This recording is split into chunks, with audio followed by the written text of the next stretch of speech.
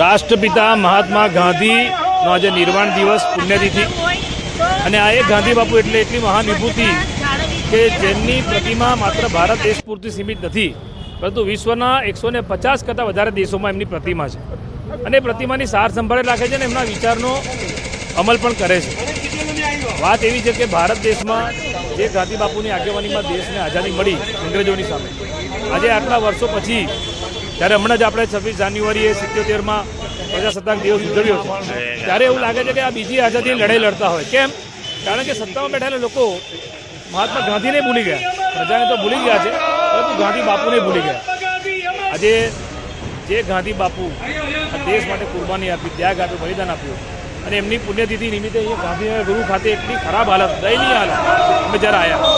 Corporation દ્વારા કોઈ વ્યવસ્થા નહીં, સરકારી તંત્રની વ્યવસ્થા નહીં, કારણ કે જે લોકો સત્તામાં બેઠા છે એમને તો ખાલી નોટમાં જ ગાંધી ગમે, એમને ગાંધી વિચાર જોડે, મહાત્મા ગાંધી જોડે દૂર દૂર સુધી કોઈ લેવા દેવા નથી.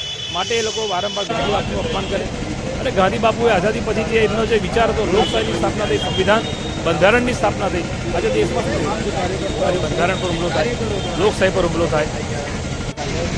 આજે લોકશાહીનો સૌથી મોટો તહેવાર એટલે ચૂંટણી. ચૂંટણીમાં શું થાય છે કે લોકો વોટ આપવા, મતનો અધિકાર એ લોકશાહી આપ્યો, બંધારણ આપ્યું. જે ધનાઢ્ય માણસ સૌથી મોટો ઉદ્યોગપતિ છે એને પણ એક વોટનો અધિકાર અને સામાન્ય ગરીબ માણસને પણ એક વોટનો અધિકાર. એ અધિકાર કોણ આપે? લોકશાહી આપે, બંધારણ આપ્યું. ત્યારે આજે શું થઈ રહ્યું છે કે મતદારોને એવું કહેવામાં આવે છે સરકાર દ્વારા, તમે સાબિત કરો કે તમે મતદાર છો. સનાતન ધર્મના ગુરુ, હિન્દુ ધર્મના ગુરુ જગતગુરુ શંકરાચાર્યને એવું કહેવામાં આવે તમે સાબિત કરો તમે શંકરાચાર્ય.